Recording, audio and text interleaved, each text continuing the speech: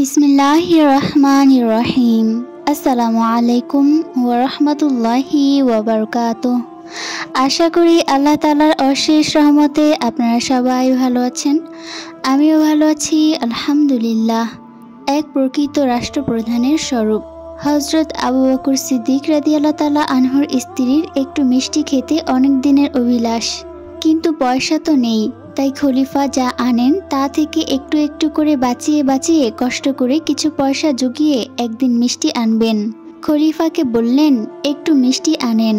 আল্লাহর নীতিতে বিশ্বাসী খলিফা আবু বকর সিদ্দিক রাদিয়াল্লাহু তাআলা আনহু স্ত্রীকে জিজ্ঞাসা করলেন, এই বাড়তি পয়সাটুকু তুমি কোথায় পেয়েছো?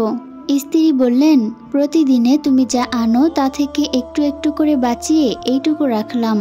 হযরত আবু বকর সিদ্দিক রাদিয়াল্লাহু তাআলা আনহু বললেন, সর্বনাশ, তাহলে তো বোঝা গেল যে রাষ্ট্রকর্ম থেকে আমার এতটুকু না হলেও চলে। আজ থেকে আমি এতটুকু নেব না। আর ওই বাড়তি টাকাগুলো তিনি রাষ্ট্রীয় কোষাগারে জমা দিয়ে দিলেন।